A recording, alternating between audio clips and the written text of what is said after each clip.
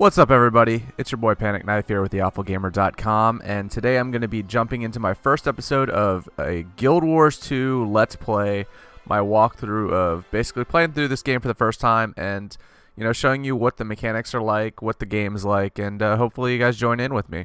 I am on the Sea of Sorrows server, and I'm creating my first character right now. Actually, this is really my second character. I created one in a video where I tried to make it, but unfortunately it didn't record right, and I made a support character, and to be honest with you, if you don't have anybody in the game that you know, it's kind of hard to play a support character. It gets easy to get into groups because if you're playing an operation or raid, if you will, for World of Warcraft or whatever, it's good to be a healer or a tank. This game doesn't really have those traditional roles, and it's kind of hard to say that I'm going to go in and jump into it just with some random group and say, oh yeah, I'm going to be your healer, I'm going to tank for you, and especially during the leveling process, it's kind of tough to build those characters. So I decided to delete that character. I was only at like level 5 anyway, so it was no big deal. And I'm going to create a new character for you guys. Now, one of the things you will quickly notice is that I am completely racist against other species, and I almost always create humans. So I'm going to create a human again. And if you watched my previous video on an MMO character creation, you noticed that I talked a lot of trash about using a female character. And, I kind of stand by that. I think it's a little bit weird to create a chick character if you're a guy.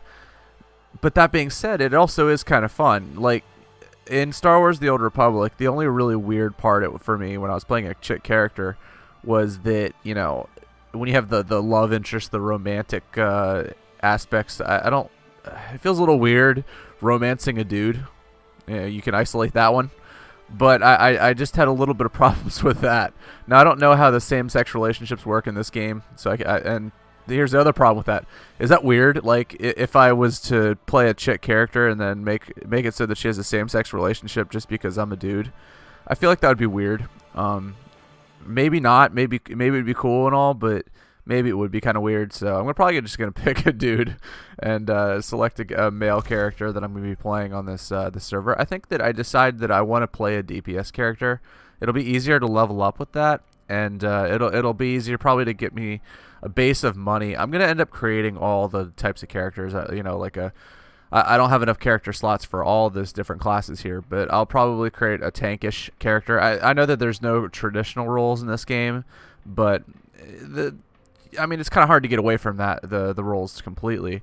I'm pretty sure from what I've heard that the Guardian, and that's what I created first, the Guardian is going to be the more traditional tank characters, them and the Warriors. So they're able to, they have the heavy armor, they're able to kind of soak up damage and all that kind of stuff. So those are the characters that you want to play if you're going to play a DPS character. Now, I've heard a lot of good things about engineers. You're able to put up turrets, you're able to, kind of fix things, and it's supposed to be pretty cool.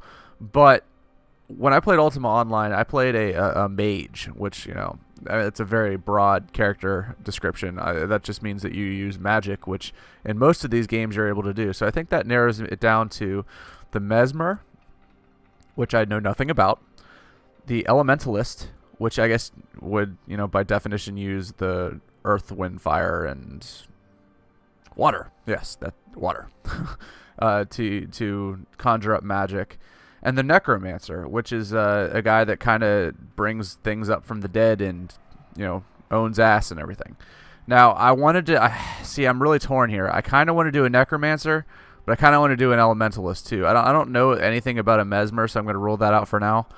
But, man, this is going to be a tough decision. I think I'll probably go with a Necromancer and then my chick character, because I will make one.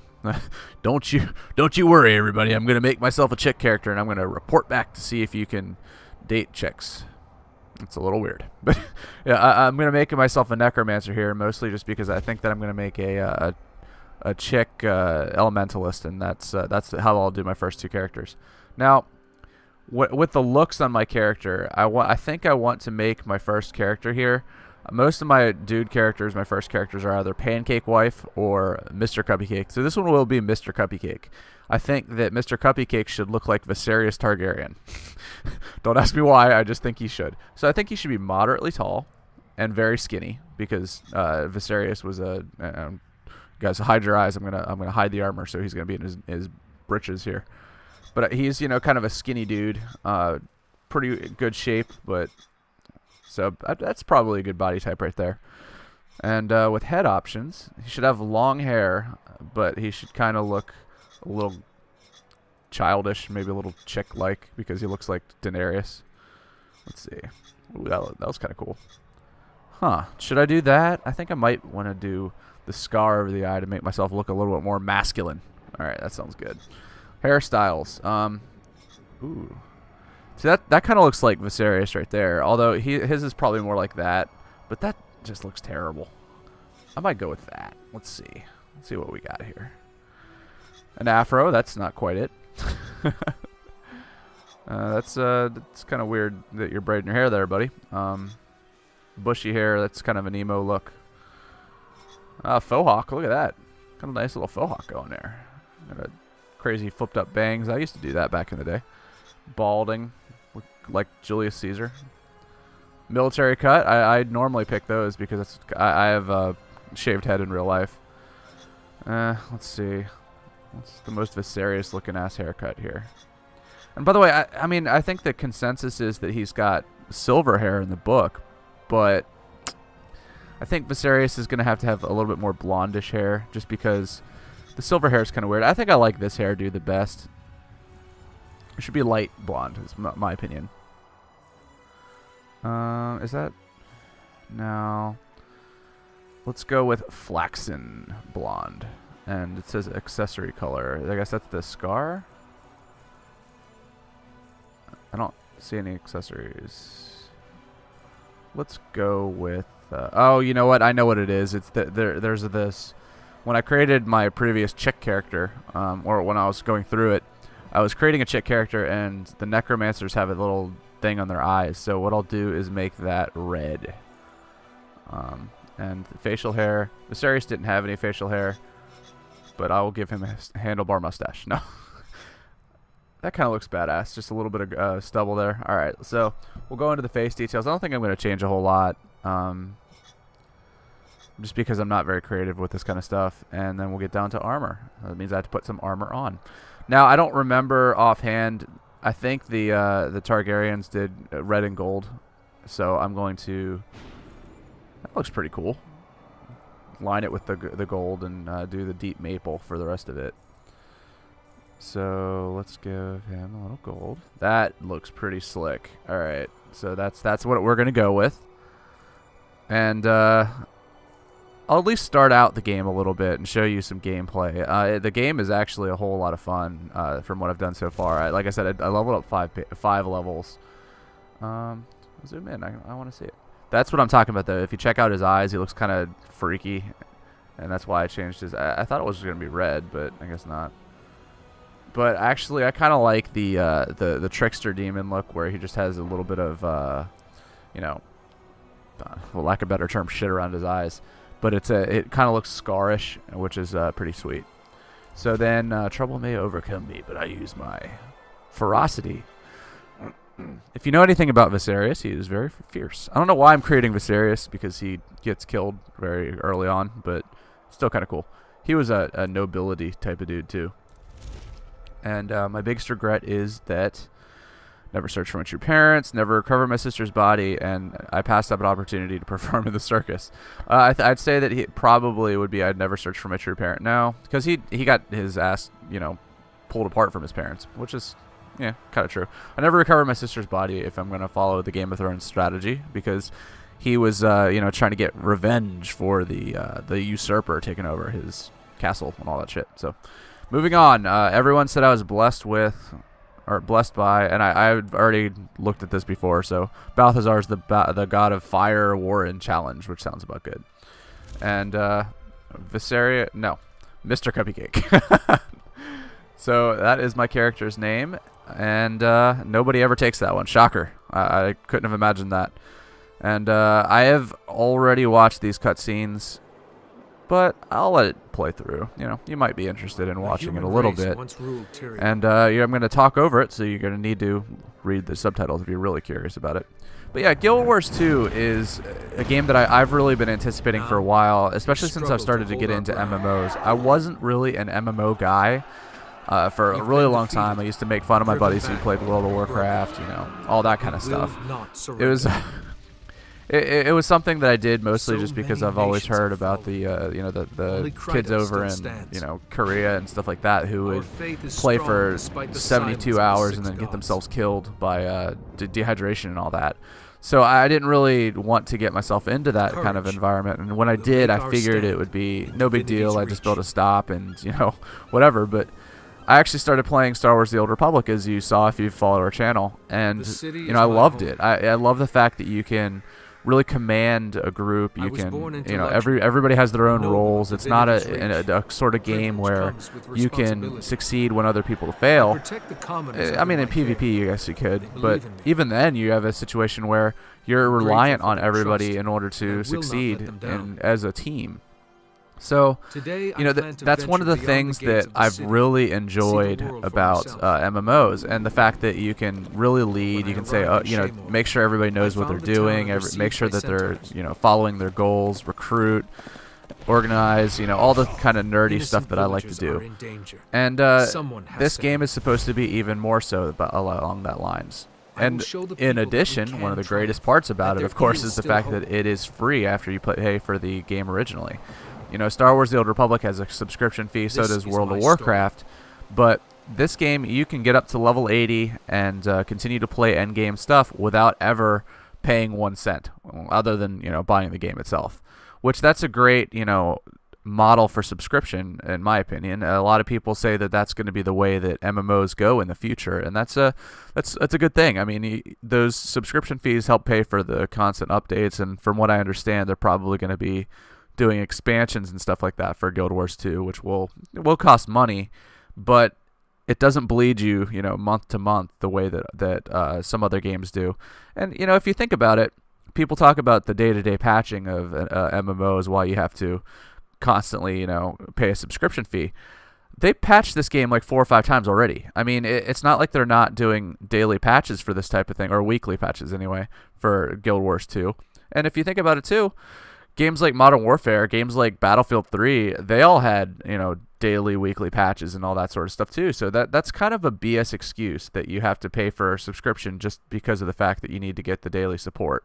So I don't know. I mean, I'm encouraged by the fact that they're going to try out this model for a true persistent world MMO. I don't know if it will end up, you know, getting nickeled and dimed the way a game like a Zynga game may get nickeled and dimed and that sort of thing. You know, everything in-game content that you had to pay for, all that. But I mean, we'll see. I'm confident that at the end of the day, it's going to be more of a situation where, you know, it's just exactly what they said. They're going to pay for expansions. You're going to pay for new dungeons, new worlds, and all that. But you're not necessarily going to be in a situation where you have to, you know, pay to win and pay to get anything that you want to do in the game. You're just going to be in a situation where if you want to continue onward with the game, which just shows commitment. Do you want to play the game, or do you want... Oh, this is kind of weird. Do you want to keep playing, or do you want to, you know, give up on it? That's more the decision rather than, you know, do you want to play in-game content at all, which is, it's nice. Even with the Star Wars: The Old Republic going free to play, you're going to be in a situation there where if you want to do anything in-game, you're going to have to subscribe. And a lot of people aren't really into that. I seem to be bugging out on this game a little bit right now. And I'm going to hit next and probably just skip to the end just because of the fact it looks like it's bugging out a little bit. I've seen it.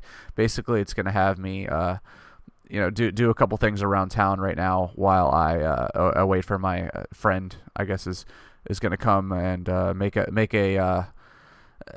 appearance. I think his name is Quinn, although that might have been for just the storyline on the Streetwalker, which was the guy I made first.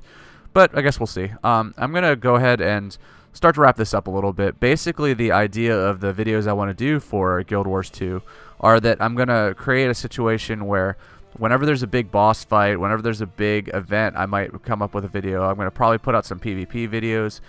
But and I just want to show you guys the game. I want to show you guys my experience playing it. But I don't necessarily want to inundate you with just the day-to-day, minute-to-minute details of playing the game.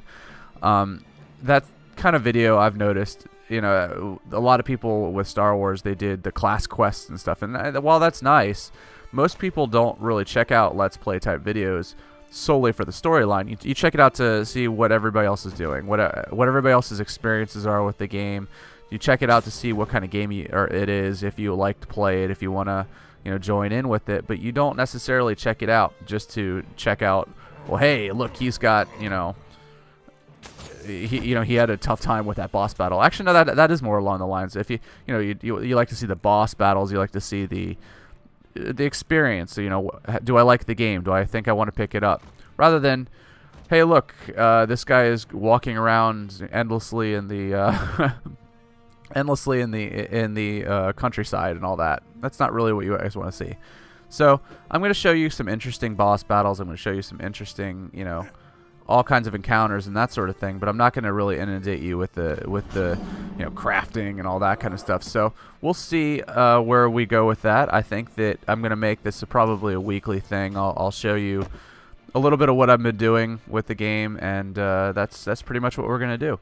Anyway, if you want to jump in with me, I don't really know a lot of people on game right now. By a lot, I mean anyone. So if you want to jump in, I'm on the Sea of Sorrows server here in Guild Wars 2, and I invite you guys to jump in with me. Shoot me a message either through YouTube or on my Twitter at twitter.com/panickknife, PAN1CKNIFE.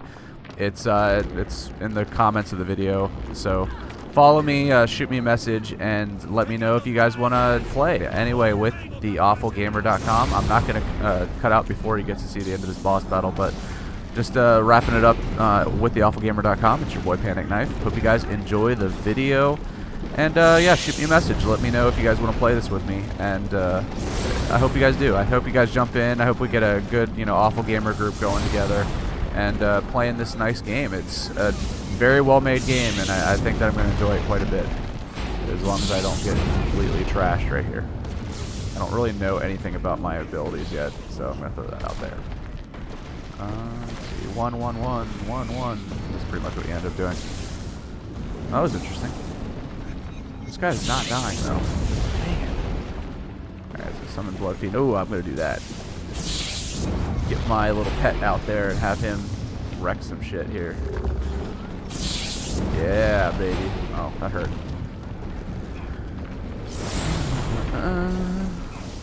Man, this guy is a pretty. This is a pretty decent boss right off the bat here, huh? Of course, part of it's probably that I haven't done anything in terms of leveling up or anything of the sort so far. Ooh, I wonder if I can continue to spawn bosses. Ooh, this is interesting. So, looks like the Necromancer, I mean, unsurprisingly enough, is going to be summoning some bad guys. So that should be fun. Anyway, hope you guys enjoyed the video, and have a great night.